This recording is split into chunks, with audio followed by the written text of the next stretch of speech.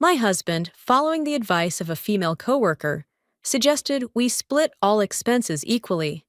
The day I asked him to pick up a pack of sanitary pads for me, he coldly replied, "That's a personal expense. You pay for it yourself." But when he was curled up in pain from acute appendicitis, lying outside the operating room, I didn't cry, I didn't panic. I just smiled and asked him one simple question. The wall clock ticked in our tiny kitchen as my husband, John Miller, sat across from me, twirling his beer glass still foaming at the top. "I think this is a great idea," he said, voice soft but calculated. "Let's try it for a year." The smell of beer mixed with the new cologne he'd been wearing lately, not the one I'd ever bought him. I didn't respond, just gripped the edge of the table tighter. "We both have jobs," he went on, eyes lit up like he was pitching a proposal. "We each contribute to a shared fund and manage the rest ourselves. Isn't that better?" He leaned back in his chair, confident, like he'd rehearsed this line for hours. "Lisa says that's how her family does it." Lisa Thompson. That name again.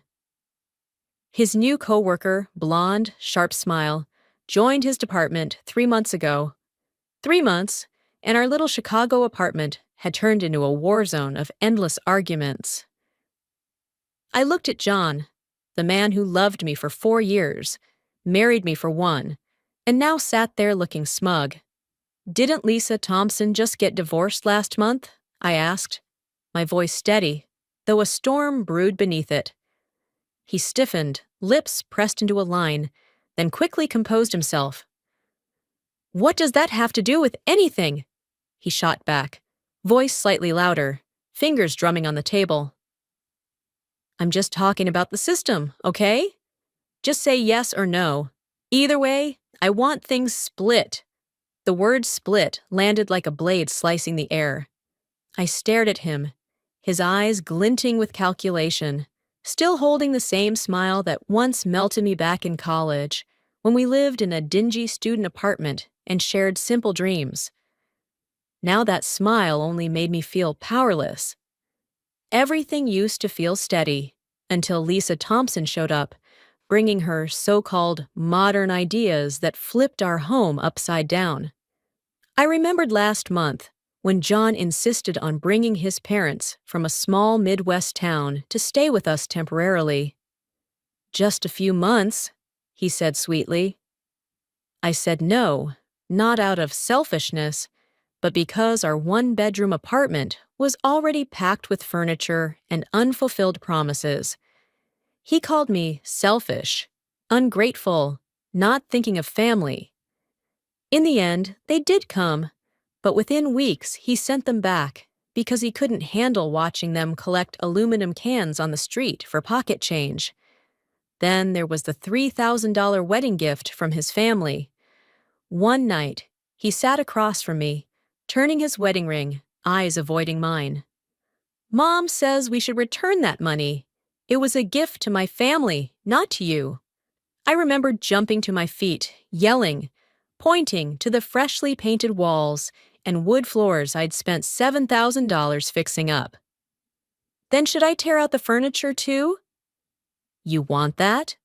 His parents scolded him for it, and things calmed down. But now, again, he wanted to split. "Fine," I said, my voice cold, slicing through my thoughts.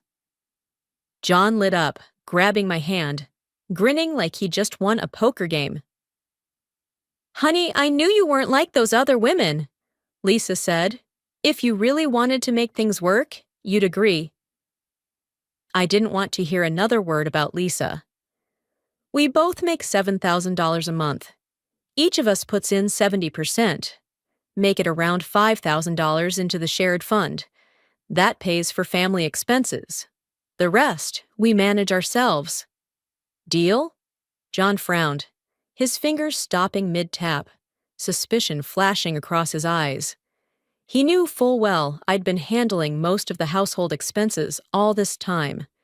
His income mostly went into savings, for our kids' future. I'd never complained before. But now things were different. 2,000? He muttered, voice trailing off. Babe, 2,000 isn't enough.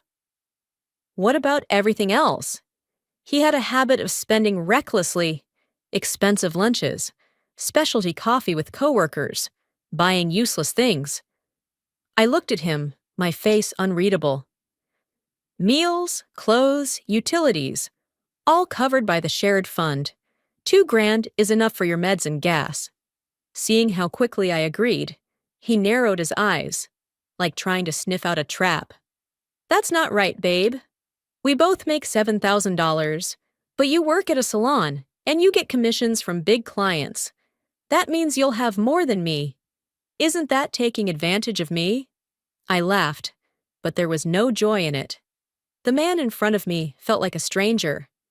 We're both putting into the shared fund. How is that me taking advantage of you? I asked. John Miller, don't you think you're over-calculating this? He leaned back, arms crossed, like he'd predicted my reaction. This isn't about being calculative, he said firmly. Lisa says, if we both use the shared fund, but you have more left over, then you're living more comfortably. Where's the fairness in that? We need fairness, you understand? The thought of divorce flared up, louder than ever. But I thought of my dad lying in the hospital, waiting for heart surgery. If I divorced now, the stress could make things worse. I clenched my teeth, swallowed my anger. Fine, I said, voice flat. If I earn more, I'll put 50% of that extra income into savings. Happy now? John nodded, that smug smile returning. I knew you'd get it, he said, but I wasn't listening anymore. In my mind, I was already walking through a new apartment, one without Lisa, without split finances, and without the man I once loved. In truth, after splitting the expenses, my life felt a lot lighter. I no longer had to calculate every cent each day. Groceries came from the shared fund. Bank transaction alerts went straight to his phone, and I didn't have to report or explain much of anything. The money I saved would no longer count as shared assets when we divorced. I'd have the right to take my portion. Thinking that way gave me a sliver of hope, like a small breath between storms. But I didn't expect him to be that shameless. That night, I was showering, warm water running over my skin, the familiar scent of soap filling the cramped bathroom. The bottle was nearly empty, just a thin layer left at the bottom, so I twisted it to get the last bit out. When I came out, towel wrapped around me, wet hair dripping onto the wooden floor, I told him. He was sitting on the sofa scrolling his phone. We're out of body wash. Give me your phone. I'll order a new one. He looked up, eyes gleaming, and stopped me. Honey, I already bought it, he said. Until then, he'd never bought things like that himself. I glanced at his screen. The Amazon page showed it clearly. 2 bottles for $15, no brand, cheap and low quality. Heat rushed to my head, my throat tightening. What is that? You'd actually use something unbranded on your skin? He scoffed, shaking his head like I was overreacting. That stuff washes off in 2 seconds. Why buy the expensive kind? I gripped my towel tighter, water from my hair running cold down my hands. The employee price is $41 a bottle. Do you really think that's too much? That body wash was from my salon, high quality and gentle, kept skin soft and fragrant all day. I couldn't understand what had gotten into him. Honey, don't treat money like it's nothing, he said, his tone patronizing, eyes gleaming with smugness. Buying this $15 one saves $25, enough for 2 packs of cigarettes. I was really angry now, no longer pretending to be calm. You use it too, I shot back, voice rising. It's for both of us. What exactly are you saving here? My words seemed to spark an idea in him.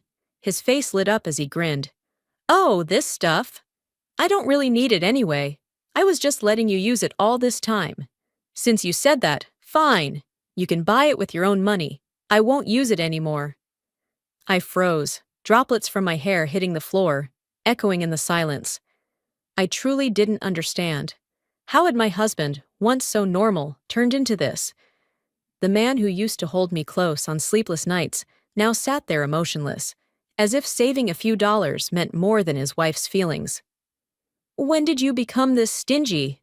I asked, voice trembling with anger.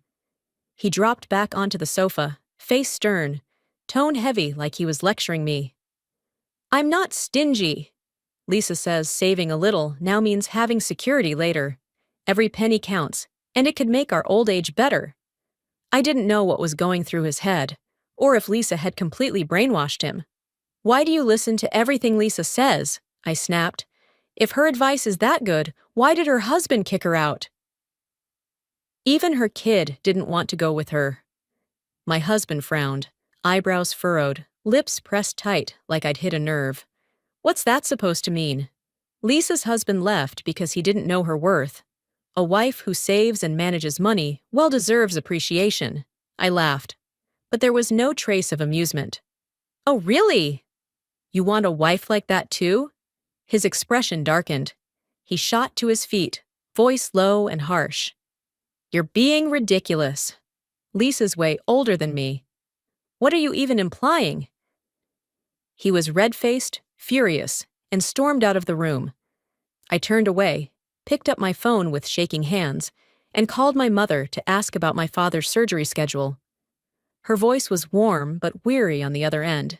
She said it would be another 3 weeks. I hung up, sat on the bed, thinking for a long time, breathing heavily. Once again, I decided to endure a little longer. If I demanded a divorce now, knowing how shameless he could be, he might go after my parents next. And that was the one thing I couldn't let happen. The next day, I left work early and got home before John did, with a large, spreading bloodstain soaking through the front of my dress. I checked the mirror and the calendar. The 8th, earlier than expected. The last stash of sanitary pads I'd saved was used up, and now John was on his way home while I sat in the bathroom. "John, can you grab me a pack of pads on your way home?" I said into the phone, voice tired, breath heavy through the speaker. I was just about to hang up when I heard him reply, his voice cold. "Pads? Then transfer me the money first." The blood on my dress, the discomfort in my body, and now his words. They hit me like ice water to the face. I shouted into the phone, my voice shaking with rage. "I married you, asked you to pick up a pack of pads, and you have to bring up money right now?" He laughed, like he thought it was funny. "What's with the attitude?" "Calm down. I didn't mean it like that. Pads are something you use, not me. They're a personal expense, so obviously you should pay for them yourself." I clenched the phone so hard my nails dug into my palm. "Can you just buy them first? We'll talk about money later, okay?" "Babe, what if you change your mind?" he said, still half joking, though I could hear the calculation behind it. "A pack of pads is almost as expensive as my cigarettes now. You make more money than I do. Don't be stingy with me, okay?" Stingy? He thought this was me being stingy? The rage in me flared like a fire, burning away the last bit of patience I had. "John Miller, have you gone broke or just insane? Are you buying them or not? Because if you're not, then tomorrow we—" I stopped, bit my lip. The word divorce caught in my throat.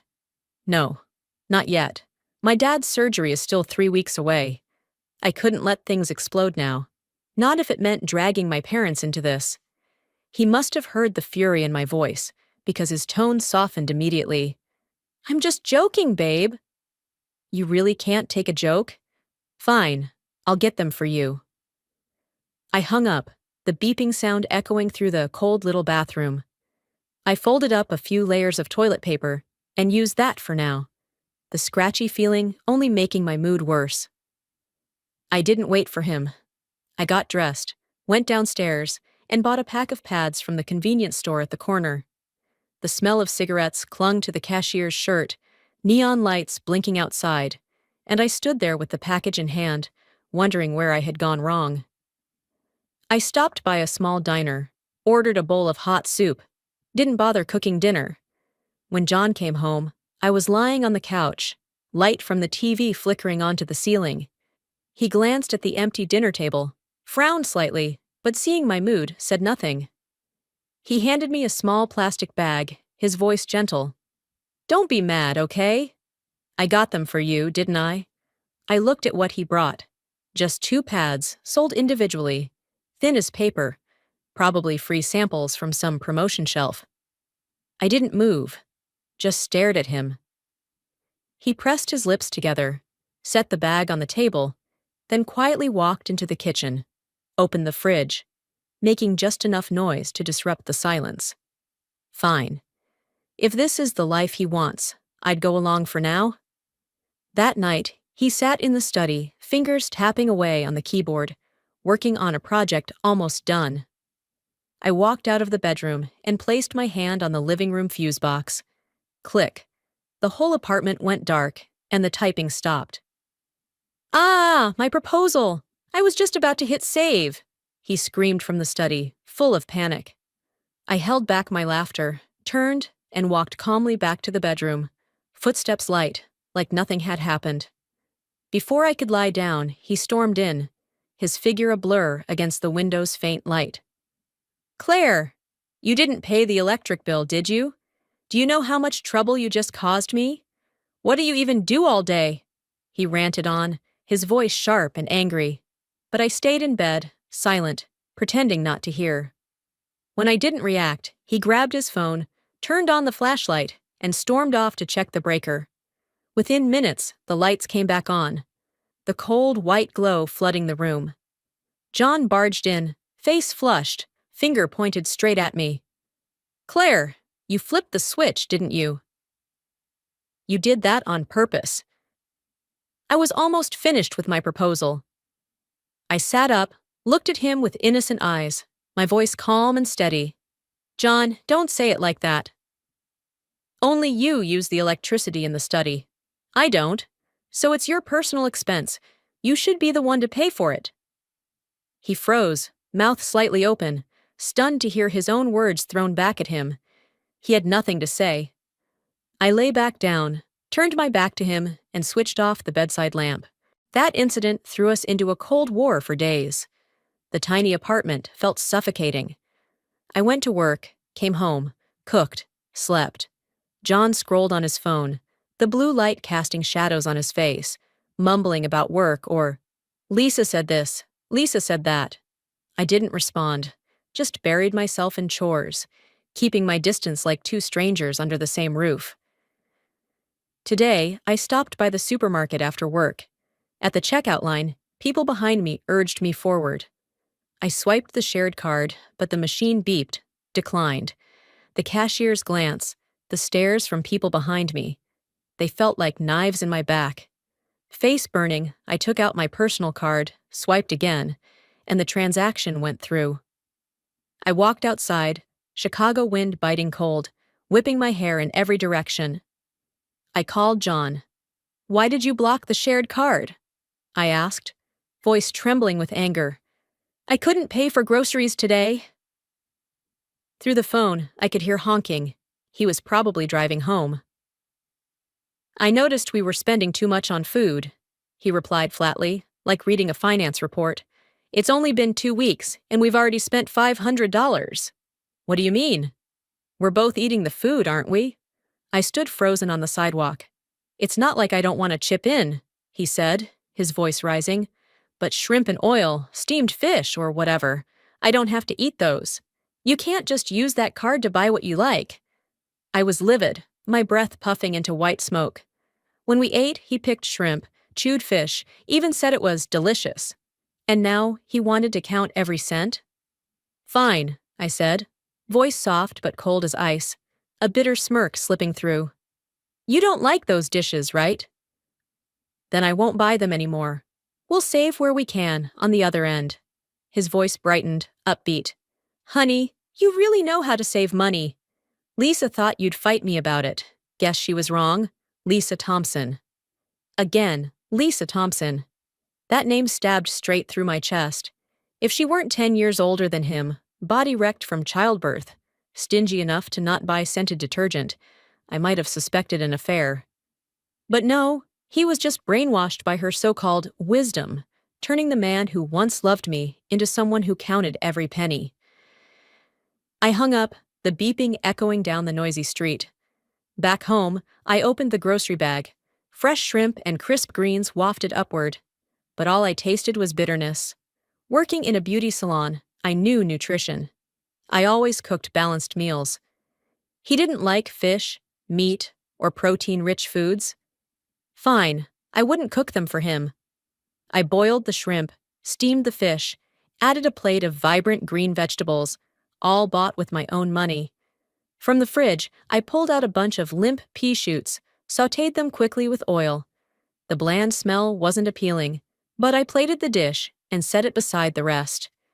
John came home, the faint scent of expensive cologne trailing behind. He washed his hands, the faucet gurgling, then sat down, eyes lighting up at the sight of dinner. "Wow, so many good dishes. You're amazing, babe." He reached out to grab a bright red shrimp, but I pushed his hand away. "That's not for you," I said calmly, voice sharp. "I paid for tonight's food with my personal money." "And this," I slid the plate of wilted greens in front of him. "This is yours, paid with the shared fund." He froze, fork hovering midair, his face shifting from surprise to irritation. "You don't have to be so petty," he snapped. "It's just 2 pads. One meal. Is it really worth holding a grudge over?" I stared at the man in front of me, the kitchen light casting shadows on a face that used to be so familiar. It hurt to look at now. That boy who once blushed after saving up a whole month's pay, just to buy me a gift. He was nothing but a fading memory now. "Yes," I said, voice slow, every word a knife. Because the person I want to spend the rest of my life with isn't someone who argues with me over the cost of sanitary pads. That night, John walked into the apartment holding a small box wrapped in shiny silver paper. "Honey, I got you a gift," he said softly. He opened the box, revealing a thin, delicate ring, tiny, faint silver under the kitchen light. It wasn't the kind of jewelry I liked, but seeing him standing there, hair still damp from the rain outside, I thought maybe, just maybe, he was trying to make peace. My anger eased a little, until he went into the bathroom and the sound of running water filled the air. His phone, left on the bedside table, buzzed. A new message from Lisa. I glanced at the screen. An image appeared. Her, wearing a gleaming gold bracelet, smiling brightly with perfectly done makeup. The caption beneath it cut like a blade. "Thanks for helping me pick the bracelet, John. I love it. Did you give Claire the ring yet?" She didn't notice it was the free gift, right? My heart, which had just warmed a little, turned to ice, like plunging into Lake Michigan in the middle of winter. I opened the ring box, held the flimsy little band in my hand. A free gift. He gave me a free gift, while the real present went to someone else. Even though I no longer expected anything from him, fury still flared inside me, burning through my chest. John stepped out of the bathroom, his wet hair dripping onto his shirt. I raised my hand and threw the ring straight at his chest. "The bracelet for your female coworker, and the freebie for your wife," I said, my voice trembling, his phone clutched tightly in my hand. He froze, eyes wide, then looked down at the phone I was holding, face turning red with anger. "Do you even know what respect means?" he shouted, his voice rising. "My phone is personal. How dare you invade my privacy?" Water dripped from his hair onto the floor, each drop ticking like a countdown between us. "You bought jewelry for another woman. If I hadn't seen it, how would I know how generous you are with her? You count every cent with me, even a pack of pads, and now you buy her gold?" My voice shook, every word cutting me as much as it cut him. He ruffled his hair, water flying everywhere. "What are you even talking about?" "She bought it herself. It came with a free ring. She was being nice, told me to give it to you so you'd cheer up. You always blow things out of proportion," he yelled, as if he were the one being wronged. I just stood there, staring at the man in front of me, the bedside lamp lighting up his face. He gave me something another woman handed him, and expected me to be moved? There was no point in talking anymore. I tossed his phone onto the bed, turned my back, and walked into the bedroom. The following days, the apartment was buried in a heavy silence. I stopped cooking for him, stopped doing laundry, stopped doing anything for free. He didn't know how to cook. At first, he ate out. But probably thinking about saving money, he started buying groceries and cooking himself. The smell of burnt food drifted from the kitchen to the living room. I smirked as I watched him shove a spoonful of overcooked beans into his mouth, my voice calm but cold. Annoyed? You said we're splitting everything, didn't you? We both pay for this apartment, so why should I cook for you? Groceries come from the shared fund. You get half. If your cooking's terrible, that's on you, not me. He shut his mouth, speechless. But I didn't stop there. When I saw his dirty laundry piling up for 3 days, I left it alone. Eventually, he washed them himself, but mixed dark and light clothes, staining his favorite white shirt. Furious, he threw the wet clothes at me. Fine, don't cook, but you can't even help with laundry? He shouted, face flushed. You're my wife. What kind of wife doesn't take care of her husband? Who only cares about herself? I stood up and looked at him steadily. Those words don't mean anything. We're not like other people, remember? We're a couple that splits everything. That's fair, he barked, pointing at me, but his voice lacked conviction. Exactly fair. I cut in, each word heavy as a nail. If we contribute equally, why should I be the one cooking and washing your clothes? What makes you think you deserve to be served? He froze, then suddenly yelled, I married you! I paid the down payment on this apartment. My expression turned cold, eyes narrowing. And I spent $7,000 renovating it. Consider it rent then. Go find anyone else who'd charge that for a place like this. I don't owe you a thing, you actually... He stammered, face red, as if he couldn't believe I'd said it. One more thing, I went on, voice calm but sharp. About having kids, I've decided it's unnecessary. It'll never be fair anyway. You can't carry a baby for 5 months, and you can't take a knife to your body for surgery. So let's not bother. He stood frozen, eyes wide, as if I'd slapped him. What did you just say? If we're not having kids, what's the point of a shared fund? What's even left of this marriage? I gave a cold, bitter smile. Exactly. We're not really husband and wife, just housemates. I paused, looked him straight in the eye, and asked one final question. You really don't regret it, living like this forever? He blinked, then suddenly raised his voice. Lisa was right. You're just using this to start a fight. You say all this just to make me give up splitting expenses, don't you? He stepped closer, pointing at my face. Claire, don't you see how unfair this is? Why is it that your money goes to food and comfort, while mine goes to kids, my parents, the car payments? I looked at him, my heart gone completely cold, like the neon light outside the window, bright but lifeless. You could choose not to have kids. You could stop giving money to your parents. You could take the bus like everyone else instead of buying a car. Those are your choices. You're 30 and you still expect someone else to carry your weight? Who are you trying to get sympathy from? His face trembled with anger, eyes glinting with hurt. You keep saying I talk about Lisa, but do you even know why? Because she's nothing like you. She's not arrogant, not always criticizing me. She's honest. She admits she's privileged. She actually understands the pressure I'm under. She's nothing like you. He finished shouting, shoved me aside, grabbed his coat from the rack, and stormed out.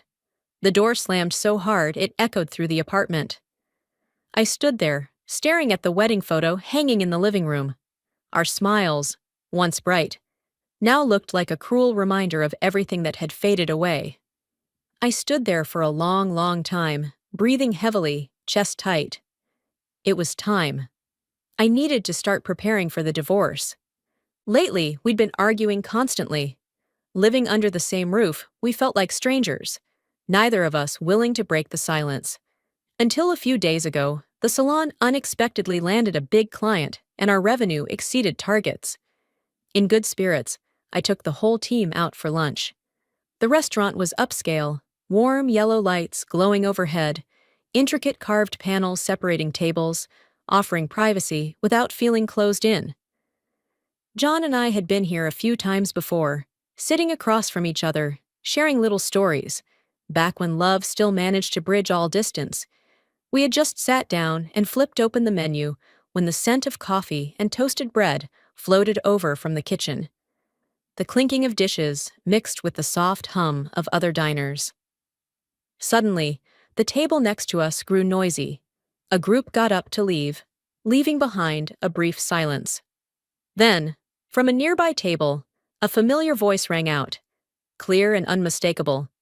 "Lisa, I really don't understand what she's freaking out about. She's the one who agreed to split expenses in the first place, didn't she?" I froze. It was John.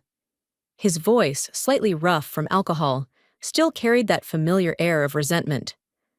I glanced around, catching the shocked expressions of my coworkers, friends I'd worked with for years.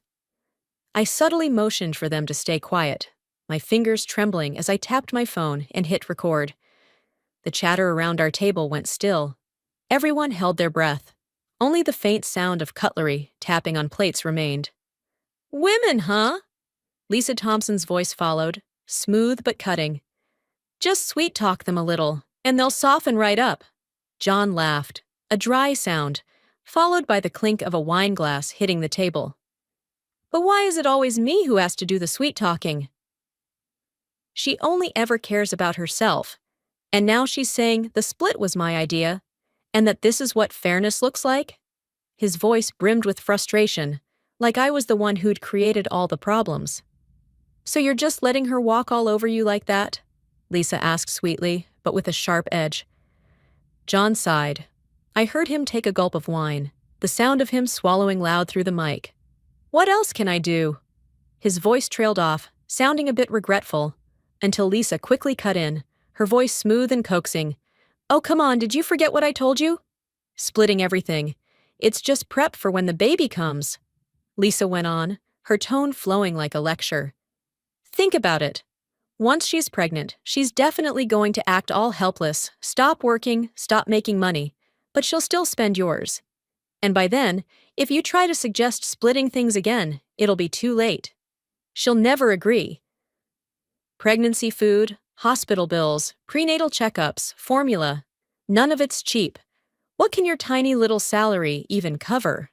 I sat there, frozen, breath caught in my chest.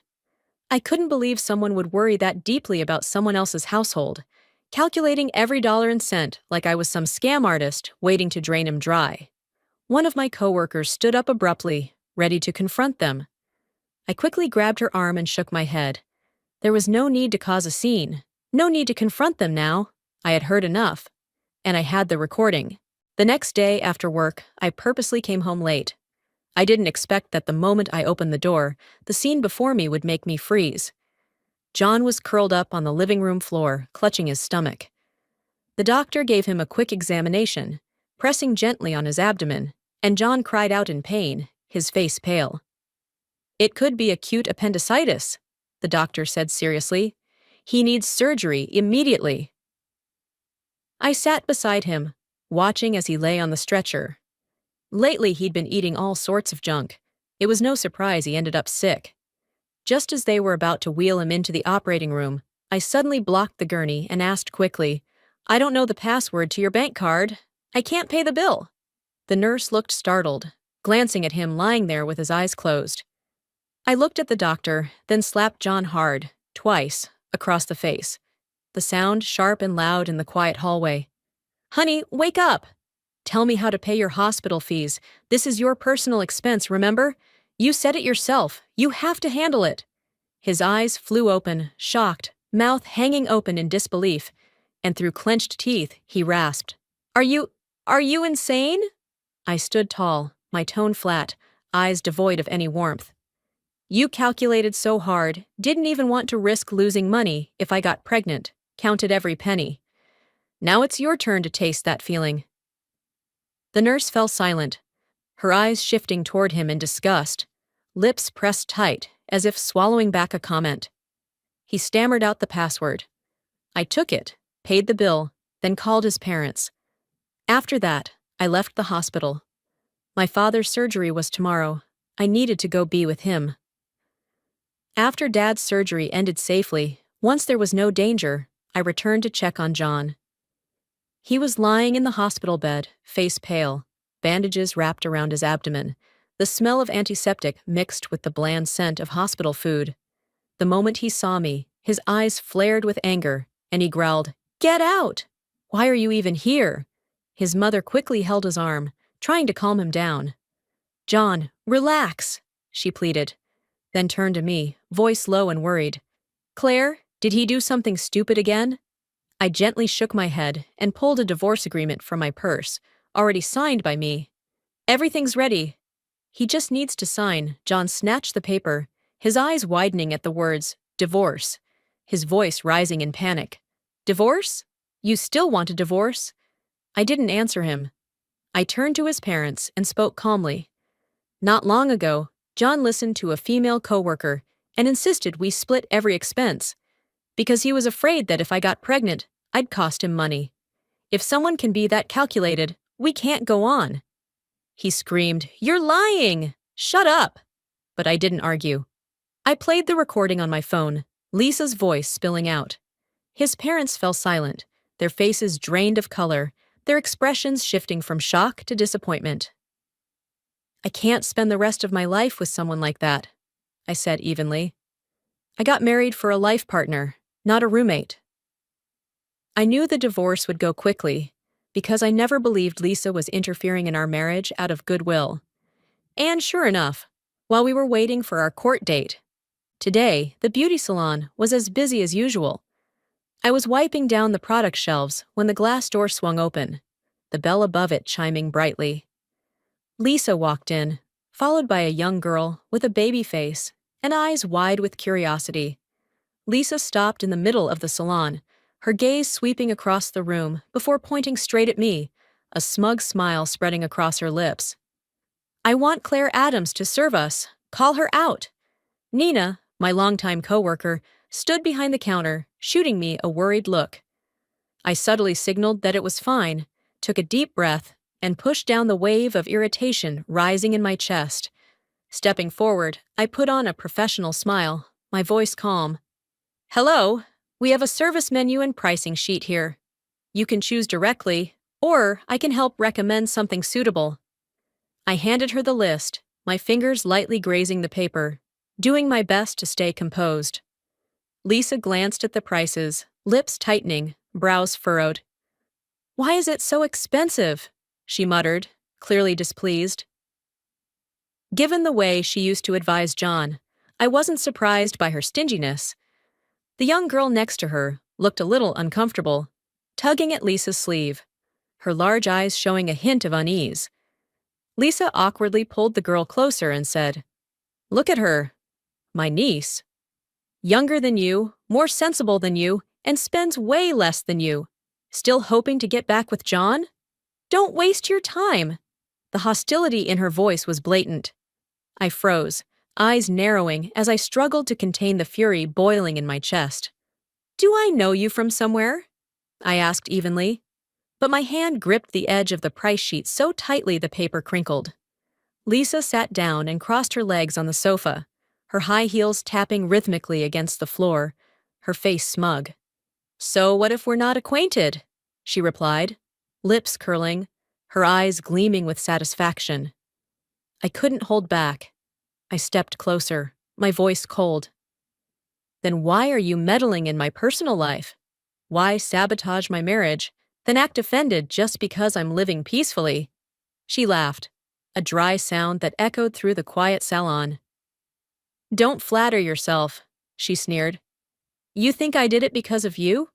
Lisa tilted her head, blonde hair falling over one eye like she was playing some drama character.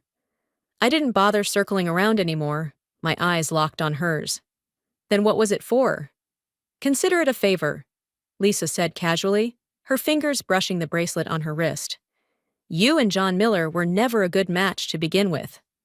With that, She picked the cheapest package on the list and tilted her chin, signaling me to take the young girl to the treatment room.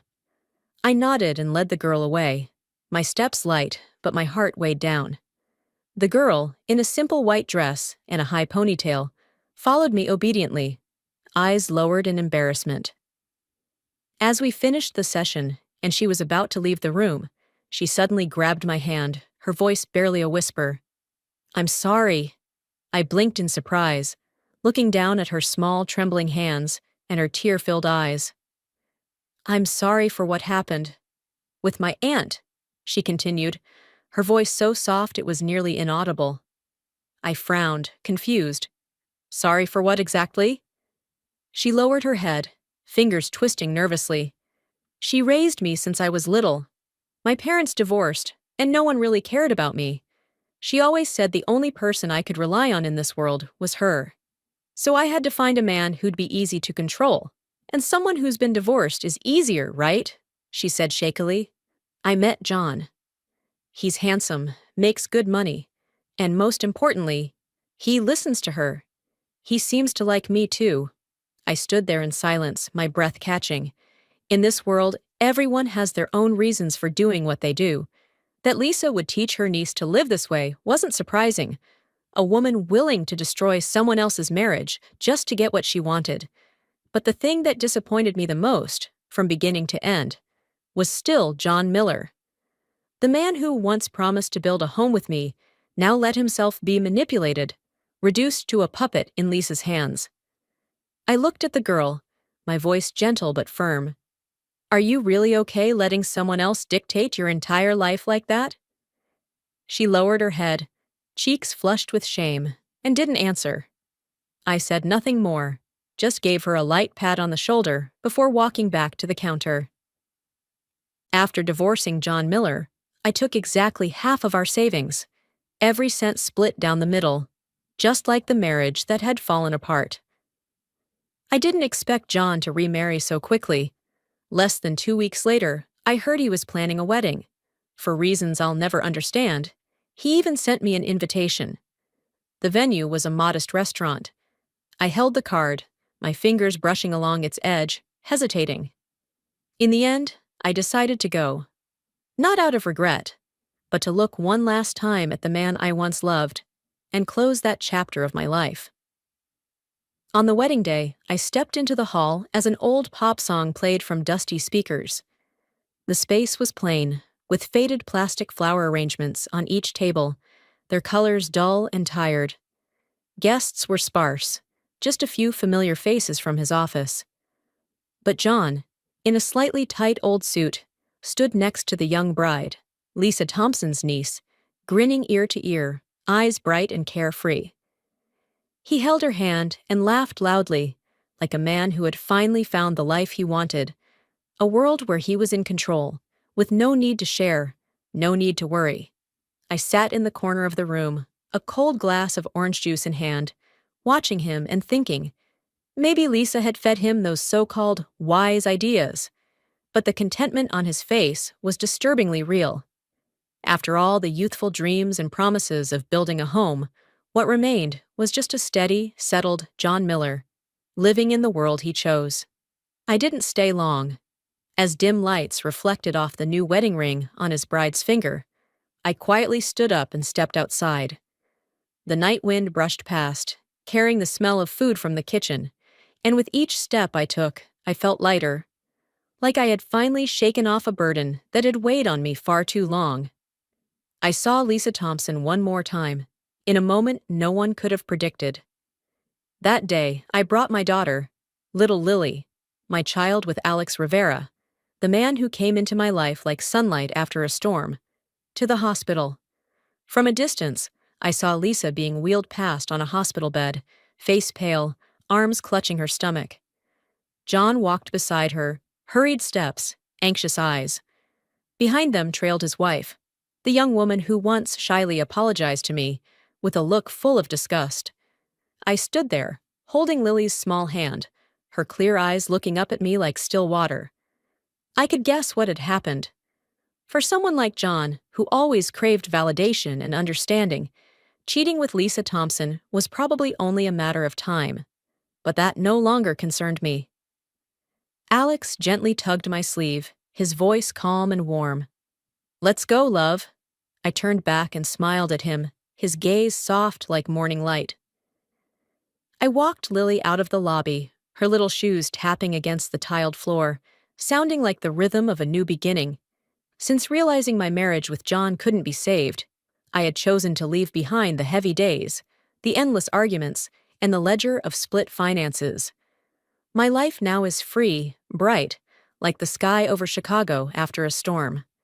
Every morning, I wake up next to Lily, hear her laughter, feel Alex's warmth as he makes coffee in the kitchen, the aroma spreading through our little apartment. I no longer count every cent. I no longer live inside the glass cage of calculation.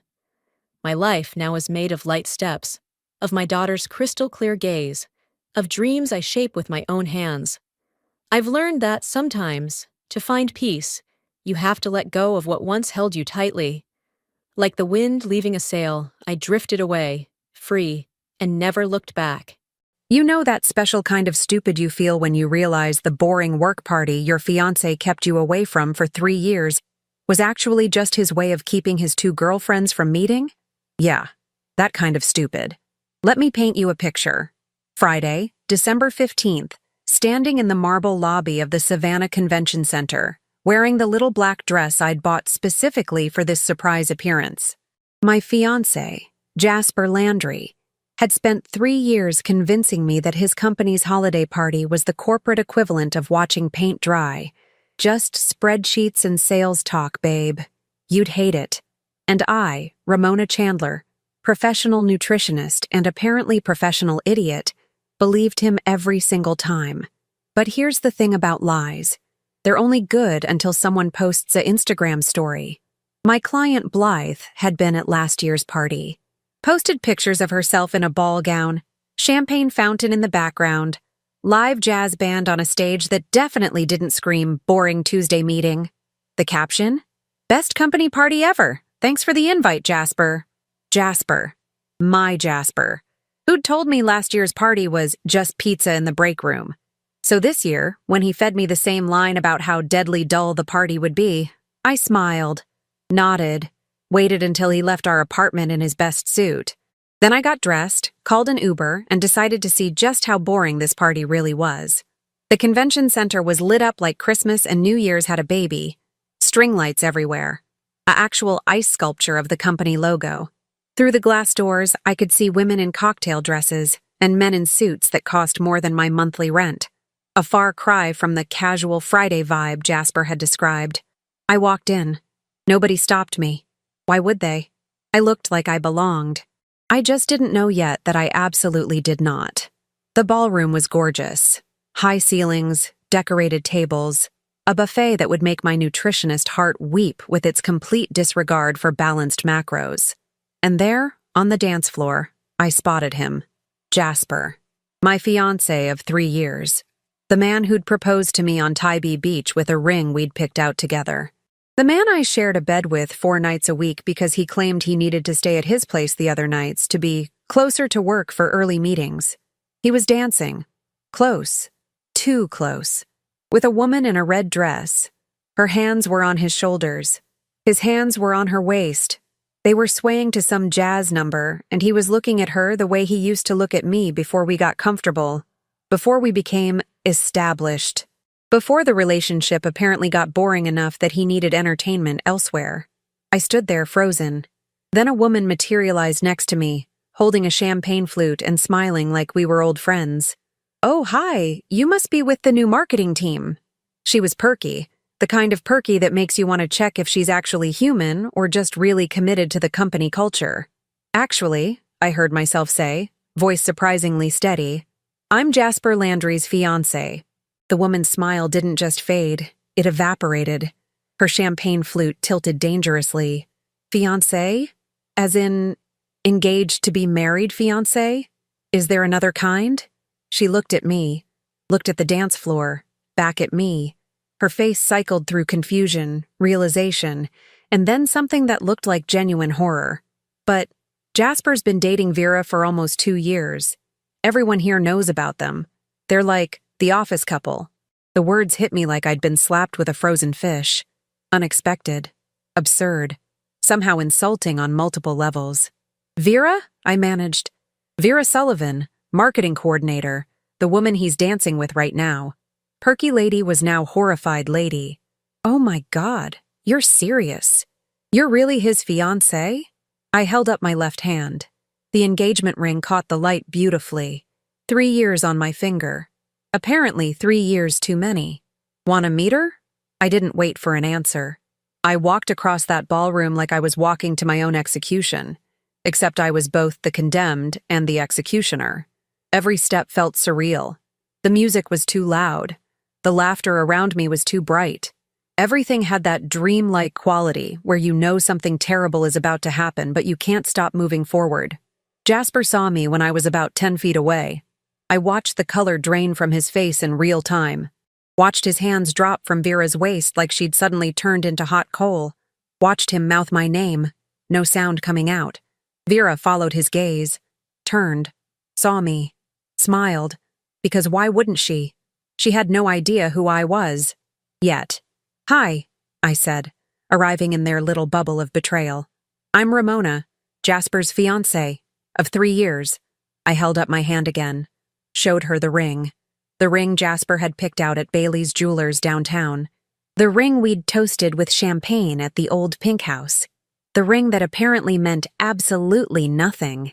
Vera's smile disappeared faster than free samples at Costco. Fiancé? Her voice went up an octave. She turned to Jasper, who looked like he was trying to decide between explaining and just straight up running for the exit. Jasper, what is she talking about?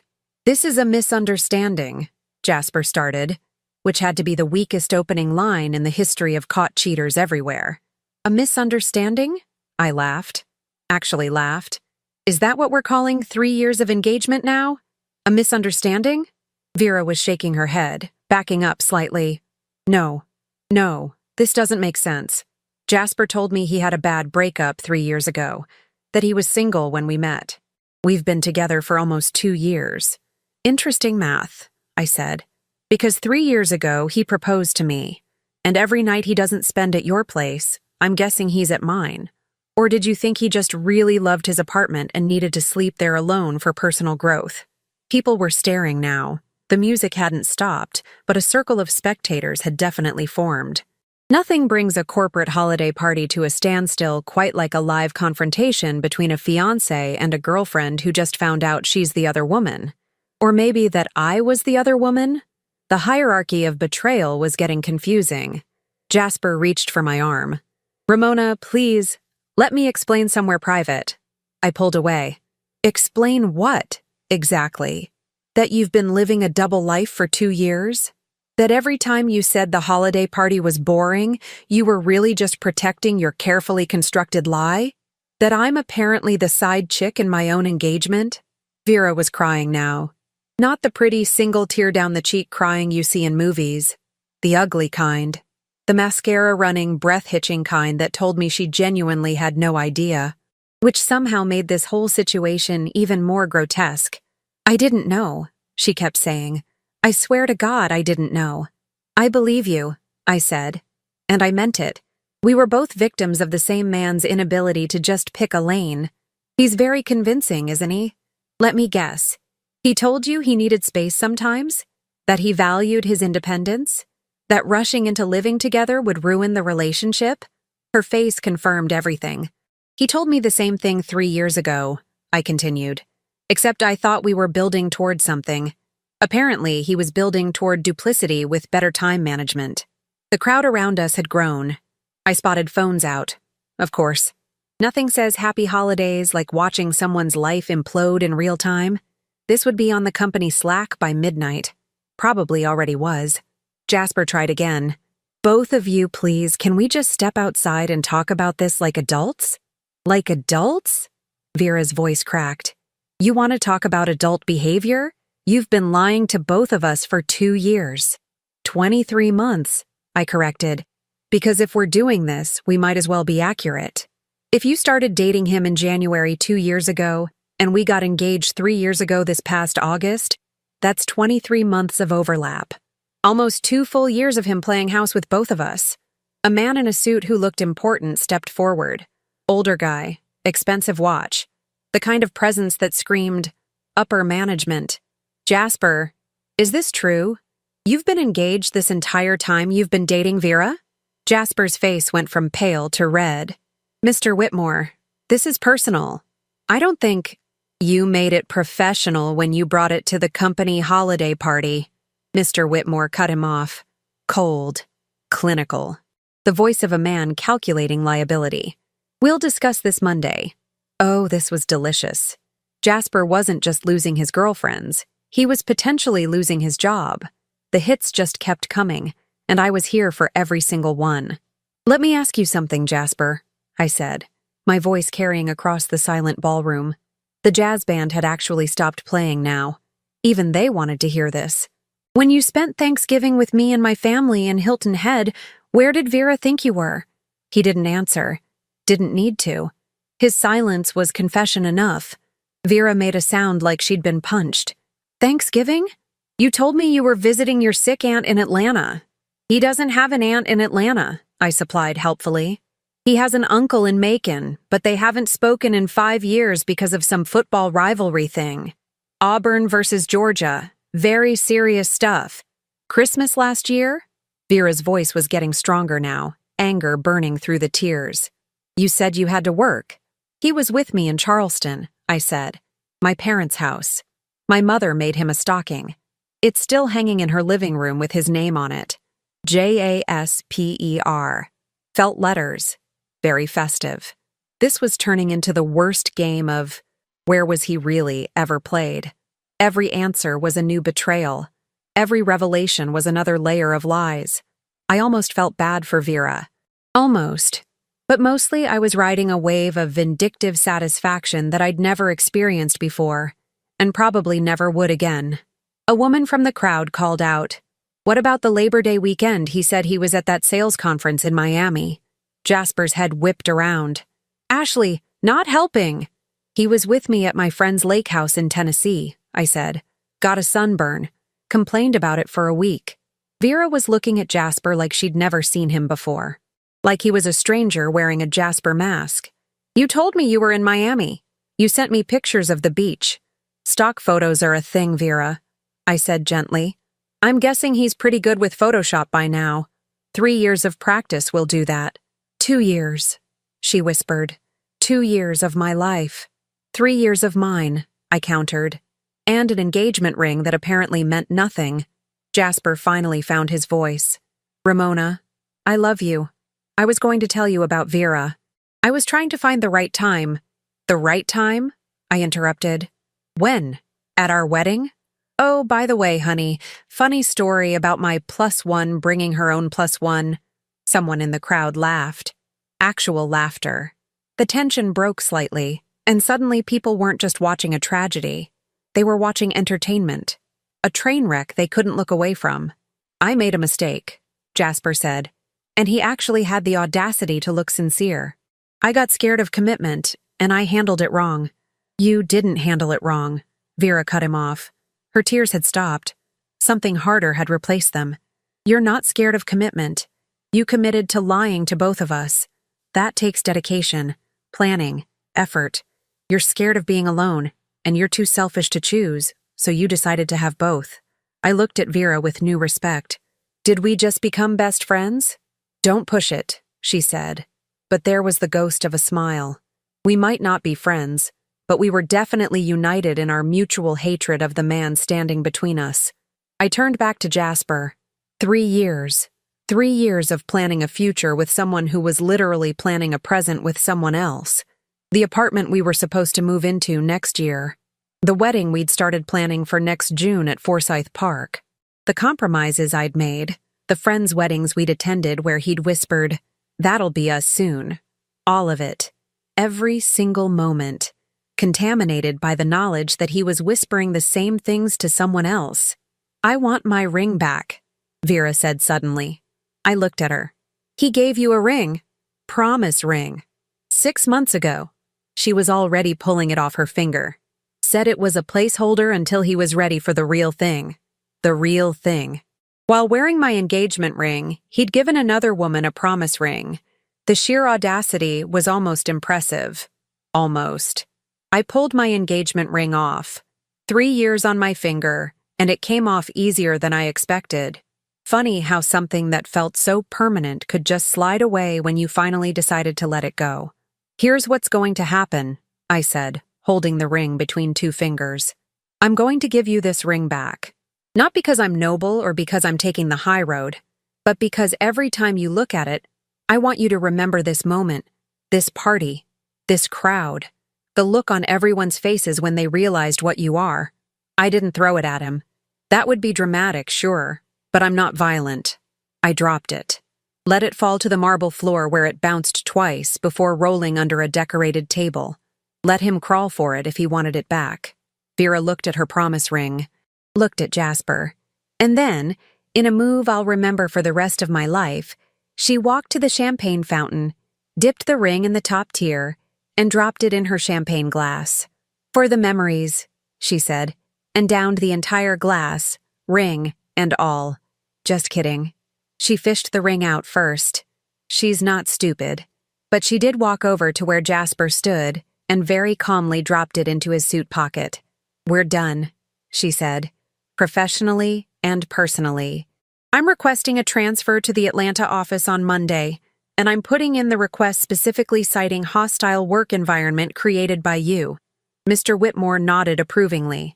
I'll fast-track that transfer personally. The crowd was silent again, waiting, because this wasn't over. Not yet. 3 years, I said softly, just to Jasper now. You could have just broken up with me, could have been honest, could have done literally anything except this. I'm sorry, he whispered. No, I said. You're not sorry. You're caught. There's a difference. I turned to leave. Stopped. Turned back. Oh, and Jasper? I'm keeping the cat. You can have the Keurig. Seems like a fair trade since apparently that's about what our relationship was worth to you anyway. I wish I could say I went home that night and cried into a pint of Ben & Jerry's like a normal person going through a breakup. But rage is a surprisingly energizing emotion, and I had 3 years of rent receipts, shared expenses, and documented lies to sort through. Also, I'm a nutritionist. I don't keep ice cream in my house. The irony of my life choices was not lost on me as I ate raw cookie dough straight from the tube at 2 in the morning. Saturday morning, I woke up to 47 text messages. Jasper, naturally, begging for another chance. My mother, who'd somehow already heard through the Savannah gossip network that moves faster than fiber optic internet, and 3 messages from Vera. The first one said, I can't believe I'm texting you. The second, but I found something you need to see. The third, coffee? Forsyth Park Cafe, 10 a.m.? I stared at those messages for a solid 5 minutes. Meet with my fiancé's girlfriend? Ex-girlfriend? The woman who'd unknowingly been sharing my man like a badly managed timeshare? Every logical bone in my body said no. I texted back, I'll be there at 10. Logic is overrated when you're running on spite and raw cookie dough. Vera was already there when I arrived, looking like she'd slept about as well as I had. Dark circles under her eyes, hair in a messy bun, wearing yoga pants and a hoodie that said, Savannah Marathon 2023. She had a laptop open and 2 coffees waiting. I got you a latte, she said. Jasper mentioned once you liked oat milk. Of course he did. I sat down. He probably told you my coffee order while telling me yours. Maximum efficiency in his dual life management. She almost smiled. Almost. I couldn't sleep. Kept thinking about all the lies. So I started looking through our shared accounts. We have had a joint credit card. Just for dates and trips, you know. Keep track of couple expenses. Let me guess. The credit card statement is a greatest hits of his lies? Better. She turned the laptop toward me. It's a GPS tracking log of every place he used that card. Because apparently I set up location tracking when we got it and forgot about it. We both did. Including him. I looked at the screen. A map of Georgia and surrounding states, dotted with pins. Red pins and blue pins. Red is where he told me he was, Vera explained. Blue is where the card was actually used. Oh, this was beautiful. This was art. Miami Beach Conference showed a blue pin at a lake house in Tennessee. Sick Aunt in Atlanta showed a blue pin at a Hilton Head resort. Working late at the office showed approximately 30 blue pins at my apartment complex. He's been stupid and sloppy, I said slowly, my brain already spinning. This is documented proof of systematic lying. It gets better. Vera pulled up a spreadsheet. An actual color-coded spreadsheet. I'm in marketing, remember? Data analysis is literally my job. I cross-referenced his credit card statements with his work calendar that he shared with me and the company calendar that's public to all employees. And he's been using sick days and vacation days to spend time with you while telling me he was working. And he's been using work trips that don't appear anywhere on the company calendar to spend time with me. I leaned back. So he's not just a cheater. He's been defrauding his employer. Potentially. Vera's smile was sharp now. Vindictive. I was starting to really like her. Remember Mr. Whitmore? The CEO who looked ready to fire Jasper on the spot? I did some digging. Turns out the company has a strict ethics policy. Misrepresenting time cards, false expense reports, any dishonesty regarding company time or resources, it's grounds for immediate termination. You think he's been filing false expense reports? I think he's been filing for reimbursement for trips he said were work-related that absolutely were not. She pulled up another document. See this? Company reimbursement for a client dinner in Atlanta on November 10th. Except the credit card shows he was actually at a restaurant in Charleston. With me, I said. November 10th was my birthday. He took me to Peninsula Grill. He charged the company for your birthday dinner. Vera's voice was flat. And probably mine too. Want to check? We spent the next hour going through records. My birthday. Vera's birthday. Our anniversary, both of them apparently. Valentine's Day dinners. Random weekends. All filed as business expenses. All reimbursed by his company. This is fraud, I said finally. Like actual criminal fraud. It's definitely fireable. Vera closed the laptop. Question is, what do we do with this information? I thought about it. Thought about Jasper's face last night. The way he'd tried to play victim, to make it seem like he'd made a mistake instead of orchestrating an elaborate con for 2 years. The way he'd texted me this morning with, "Baby, please, we can work through this. We forward it to HR," I said. Anonymously. Let the company decide what to do with their ethics policy. That's it? Vera looked disappointed. That's your revenge? A corporate email? Oh, honey, I smiled. That's not revenge. That's step 1. Revenge requires planning. Strategy. And I know things about Jasper that you don't, like the fact that his lease is up next month and he was planning to move in with me, into an apartment I've been paying 2/3 of the rent for because he said his student loans were killing him. He told me he was debt-free. Vera's eye twitched. Said he'd been financially responsible in his 20s. He's been financially responsible by having 2 girlfriends subsidize his lifestyle. I pulled out my phone.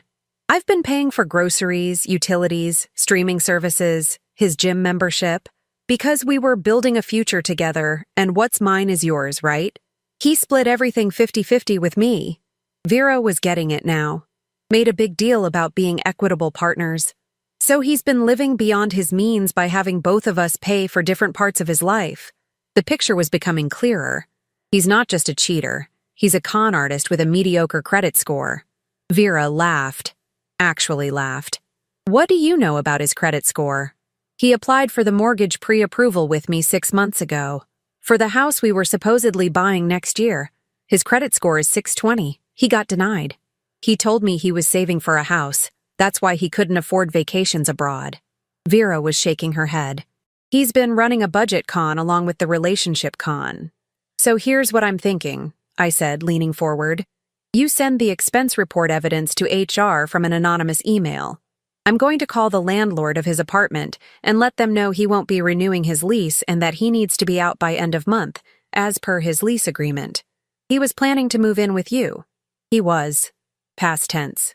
Now he'll have no apartment, probably no job, and no girlfriends to crash with. I smiled.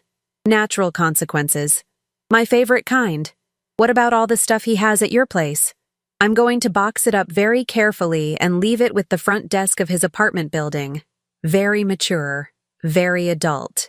I paused. Except his Xbox. I'm keeping that. And selling his games to GameStop. For store credit. Vera nodded slowly. I have his Nintendo Switch. Keep it. Deal. We sat there for a moment. Two women who'd been dating the same man, plotting his downfall over lattes in a coffee shop in downtown Savannah on a Saturday morning. It felt surreal. It felt perfect. I can't believe I'm saying this, Vera said, but I'm glad you showed up at that party. I'm glad you texted me.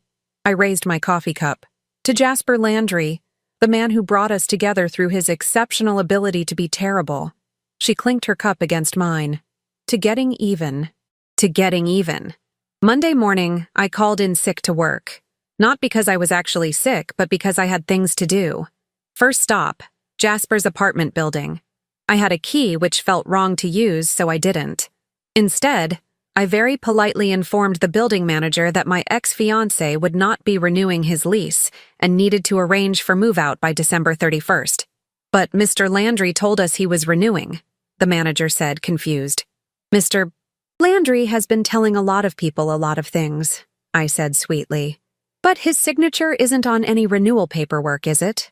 It wasn't. Second stop, my apartment. I packed every single item Jasper had left there over 3 years. Clothes, toiletries, his collection of craft beer glasses, his electric razor, his protein powder that he swore was better than the cheap stuff.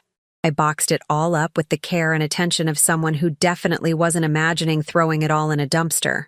I left one thing out. A framed photo of us from our engagement day at Tybee Beach. I wrote on the back, "For your next fiancé. Good luck." Third stop, my bank. I removed Jasper from every shared account. Turned out we only had one, a savings account we'd opened for wedding expenses. I transferred my half to my checking account and closed it. The banker looked at me sympathetically. Relationship ending? Like you wouldn't believe. That evening, Vera texted me. HR received an anonymous email this morning. Jasper was called in for a meeting at 2 p.m. He's been suspended pending investigation. I texted back, "How do you know?" "Ashley from accounting. She's my friend. Apparently the whole office knows." Good. Because that was the thing about Jasper's lie. It wasn't just personal. He'd made it public. He'd brought both of us to company events. Separately. Over years. He'd involved co-workers in his deception. Made them unwitting accomplices. And now they all knew. The whispers in the break room. The awkward silences when he walked by. The knowledge that everyone was talking about him. Social consequences are often more devastating than legal ones. Jasper called me 17 times that day. I didn't answer. He showed up at my apartment that night. I didn't open the door. "Ramona, please," he shouted through the door. "I can explain everything." "Your explanation was 2 years too late," I called back. "And your stuff is at your apartment building's front desk. You're welcome. I'm going to lose my job." "You defrauded your company, Jasper. You did that. Own it." Silence. Then, "Where am I supposed to go?" I opened the door just wide enough to look at him. He looked terrible. Good. "Jasper, for 3 years, you made me feel like I wasn't enough. Like I was boring. Like the relationship wasn't exciting anymore. You made me doubt myself while you were running around with someone else." I kept my voice steady. "You made your choices. Now live with them." I closed the door, locked it, and finally, I cried. But they were good tears. Cleansing tears. The kind you cry when you realize you're not sad about losing someone. You're relieved that you finally know the truth. The investigation took 2 weeks. 2 glorious weeks where I watched Jasper's life unravel from the comfortable distance of someone who was no longer responsible for his emotions. Vera kept me updated through text messages that became progressively more gleeful. Day 3. He's been moved to a different floor during the investigation. Away from me. Thank God. Day 5. Ashley says they found 3 years of fraudulent expense reports. 3 years. Day 8. His LinkedIn profile says, "Seeking new opportunities." That's code for, "I got fired," right? Day 10. It happened. He's been terminated. Effective immediately. Security escorted him out. I screenshot that last message and saved it in a folder titled Good Days. But the real justice? That came from places I never expected. Turns out when you publicly humiliate yourself at a corporate holiday party that gets recorded by 17 different people, the internet has opinions. Someone posted a TikTok. Just 15 seconds of me saying, "I'm Jasper Landry's fiancé of 3 years," followed by Vera's face crumpling and then her throwing champagne. It went viral. 3 million views in 4 days. The comments were savage. This is why men need to put their relationship status in their bio. The way she held up that ring like she was presenting evidence in court. Iconic. Both women handled this better than he deserved. Plot twist. They should date each other instead. Jasper's company started getting tagged. Then his LinkedIn. Then someone found his Instagram and started commenting on photos from 2 years ago. Which girlfriend took this picture? He deleted all social media by day 6. The landlord at his apartment building called me on December 20th. "Ms. Chandler, this is Bill from Jasper Landry's building. He's saying you have his security deposit." I absolutely do not have his security deposit. We were never on a lease together. He's claiming you were common law married and entitled to half his assets. I laughed so hard I snorted coffee. "Bill, I live in a completely different building. I've never signed anything related to his apartment. He's lying to you like he lied to everyone else." That's what I figured. He's got until the 31st to clear out. Thanks for confirming. Common law married. The audacity of this man knew no bounds. Christmas came. My mother invited me to Charleston, asked if I was okay. I told her I was better than okay. I was free. She made me my favorite dinner and didn't mention Jasper once, which is how I knew she'd been waiting for this breakup longer than I had. "You seemed tired when you were with him," she said over dessert. "Like you were working hard to be someone you weren't."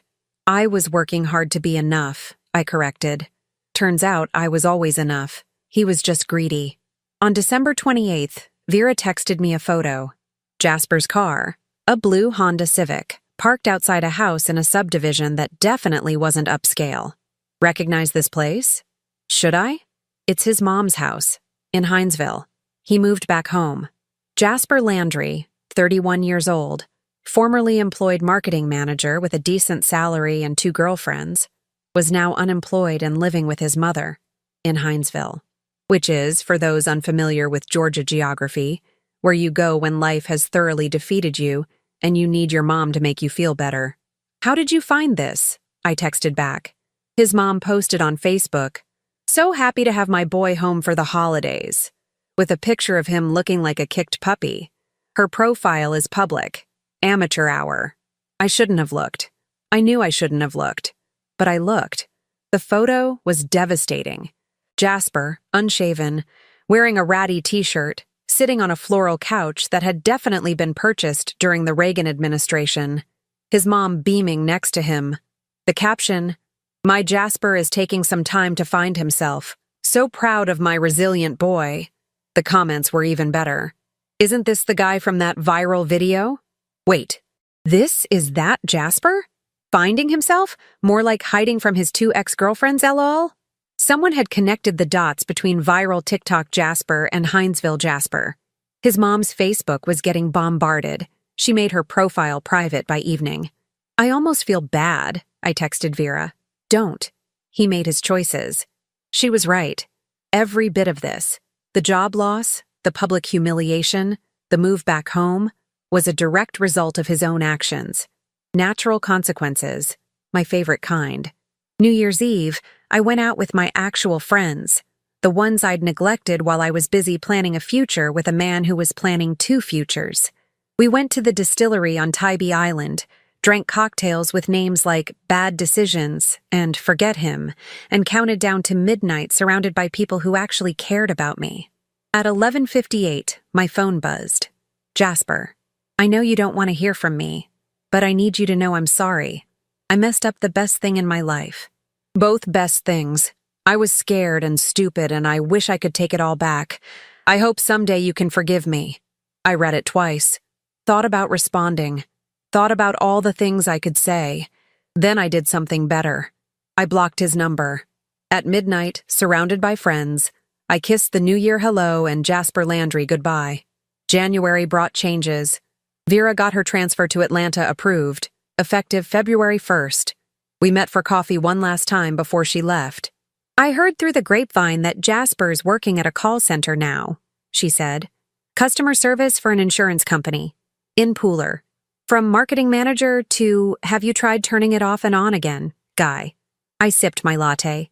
That's poetic. His mom keeps posting about how he's building character and learning resilience. Vera rolled her eyes. Translation, he's broke and I'm supporting him. Do you ever wonder if we were too harsh? I asked. Vera looked at me like I'd grown a second head. Ramona. He lied to both of us for 2 years. He defrauded his company. He played with our emotions, our time, our futures. He deserves everything he got and more. You're right. I don't know. Sometimes I feel like I should be more devastated than I am. You're not devastated because you didn't lose anything worth keeping. Vera reached across the table and squeezed my hand. He showed you exactly who he was. A liar and a con artist with good hair and mediocre conversation skills. You lost nothing. You gained freedom. She was right. These past 6 weeks, I'd felt lighter than I had in years. No more checking my phone constantly. No more wondering why he was working late again. No more making myself smaller to fit into whatever space he'd decided to give me that week. I'm going on a date next week, I said suddenly. Guy from my gym. Asked me out 3 times over the past year, but I was engaged, so I said no. And now? Now I'm saying yes. I smiled. His name is Barrett. He's a personal trainer, divorced, has a daughter. Very upfront about his life, refreshingly honest. Look at you, moving on like a functional adult. Look at me, I agreed. Vera left for Atlanta 2 weeks later. We hugged goodbye in the parking lot of Forsyth Park Cafe, where this strange friendship had begun over shared betrayal and credit card receipts. Thank you, she said, for not hating me. Thank you for not hating me, I replied. And for the spreadsheet. That spreadsheet changed my life. Data analysis saves the day again. She laughed. Hey, if you're ever in Atlanta, look me up. We'll get drinks and talk about literally anything except Jasper Landry. Deal. February 14th. Valentine's Day. The universe has a sick sense of humor. I was at work, consulting with a client about meal prep strategies, when my receptionist knocked on my door. Ramona? Someone left flowers for you at the front desk. My stomach dropped. If Jasper had sent me flowers, but they weren't from Jasper. They were from Barrett. Red roses with a card that said, "Third date on Valentine's Day feels significant. Dinner tonight? No pressure. But also, definitely pressure. Barrett." I laughed. Actually laughed. Then I texted him back. "Dinner sounds perfect. Pick me up at 7? That evening, getting ready for my date, I caught sight of myself in the mirror. I looked different. Lighter. Happier. The version of myself I'd been before I'd spent 3 years making myself smaller for a man who didn't deserve my full size. My phone buzzed. Unknown number. "I see you're dating someone new. I hope he treats you better than I did. You deserve it. Jay." I stared at that message for a long moment. Thought about responding. Thought about all the things I could say about how he'd set the bar so low that literally anyone would treat me better. About how he didn't get to have opinions on my life anymore. Instead, I deleted the message, blocked the number, and finished my makeup. Barrett picked me up at 7 on the dot, held the door open, complimented my dress, took me to dinner at Alligator Soul, which is fancy and romantic, and everything Jasper had always said was too expensive for a regular Tuesday. It was Wednesday, and it was perfect. Over dessert, Barrett said, "I know you just got out of something serious. We can take this as slow as you need." "I appreciate that," I said, "but I'm ready. I spent 3 years in something that was only serious for me. Now I'm ready for something real. Real sounds good to me." We toasted to that. To real relationships. To honest communication. To futures that didn't involve secret second girlfriends or fraudulent expense reports. Later that night, scrolling Instagram before bed, I saw that someone had tagged me in a post. It was from the viral TikTok account that had originally posted the party video. Update. Both queens are thriving. Ramona is dating a personal trainer and glowing. Vera got promoted in Atlanta. Jasper is reportedly working customer service in Pooler, GA, and living with his mom. This is your reminder that karma is real and women supporting women is everything. The comments were beautiful. This is the ending we deserved. Both of them upgraded while he downgraded to his childhood bedroom. This man really had two amazing women and fumbled both of them. Talent. I screenshot it and sent it to Vera. She replied immediately. We're famous for the right reasons now. Character growth. To character growth, I typed back. And to never settling for less than we deserve. Amen to that. 6 months later, I was standing in my new apartment. Not the one I'd shared space with Jasper's ghost in. A new one. Bigger, better view. Hardwood floors that I'd picked out myself without consulting anyone. Barrett was helping me hang pictures, which felt significant in that we're actually building something real kind of way. His daughter Chloe, 8 years old and brutally honest in the way only children can be, was arranging books on my shelf by color because it looks better that way, Ramona. Your old boyfriend was stupid, Chloe announced, not looking up from her rainbow organization system. Barrett winced. Chloe, we talked about this. What? Dad showed me the TikTok. The guy had 2 girlfriends and lost both of them. That's stupid. She moved a green book next to a blue one, frowned, moved it back. You're way prettier than him anyway. Thank you, Chloe. That's very kind. I'm not being kind. I'm being factual. She looked at me seriously. Dad says you're smart and funny and you teach people about vegetables. Nutrition, I corrected, smiling. Same thing. Hard to argue with 8-year-old logic. My phone buzzed. Vera, from Atlanta. A screenshot of a LinkedIn post. Jasper had updated his profile. Customer service representative seeking growth opportunities in marketing or sales. Skilled in relationship management and multitasking. Her message, relationship management, the audacity. I laughed out loud. Barrett looked over my shoulder, read it, shook his head. That guy really doesn't know when to quit, does he?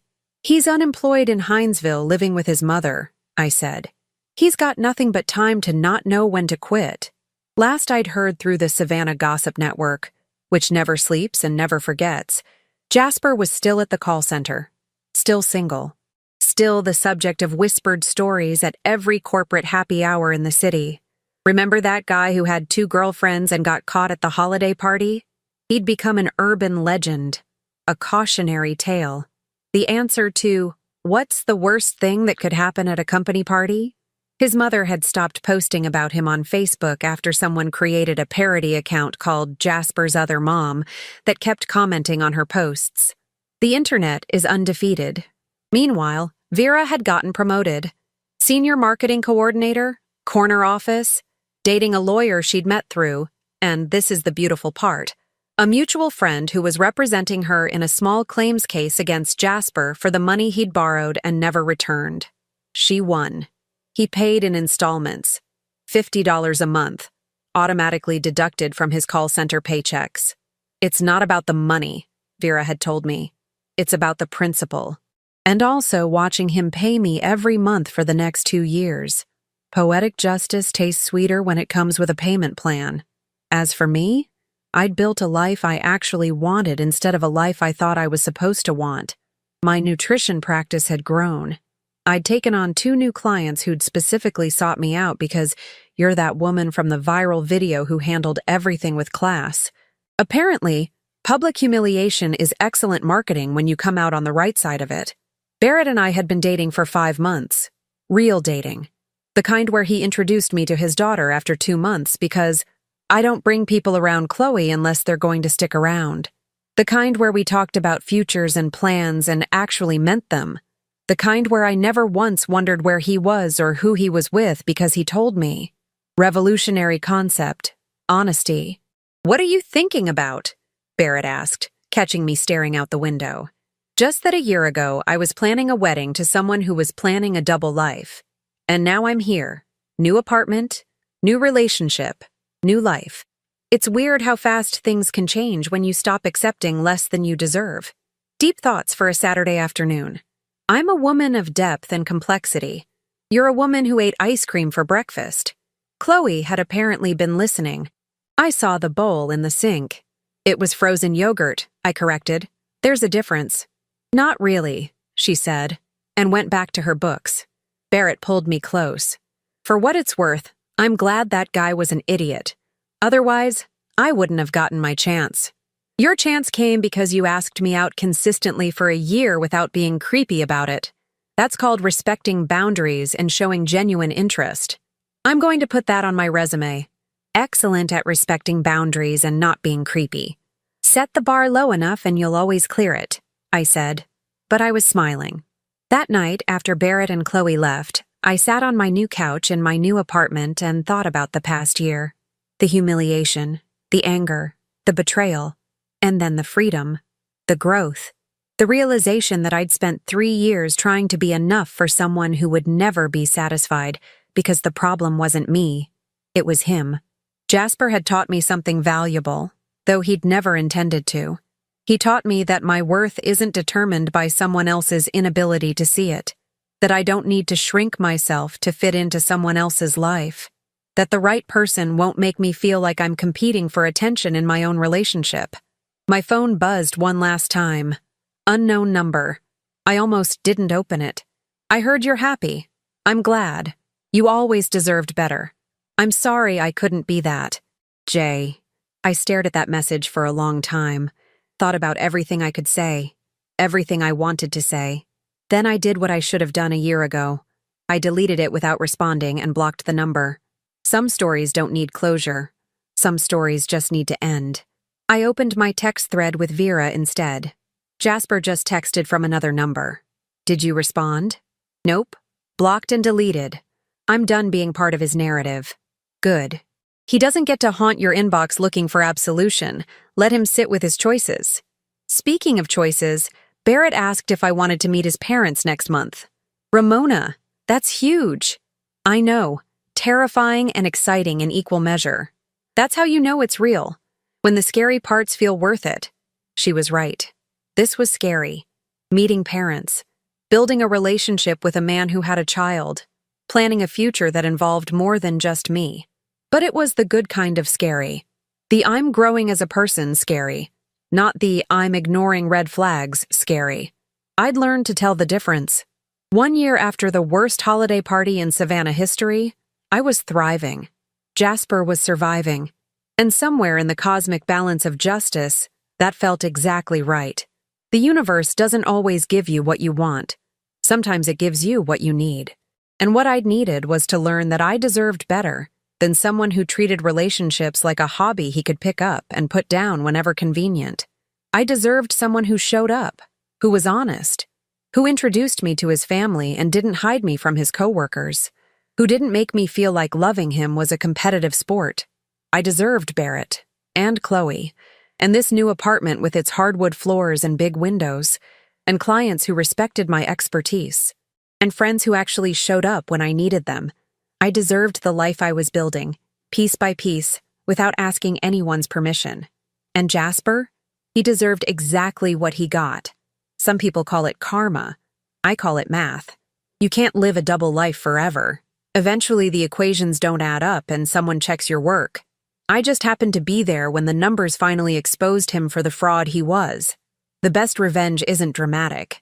It's not public humiliation or elaborate schemes. The best revenge is building a life so good that you forget to be angry. It's waking up and realizing you haven't thought about them in days. It's meeting someone new and recognizing green flags because you finally learned what red ones look like. The best revenge is being genuinely, authentically happy. And I was. Turns out, you don't need closure. You just need to close the door.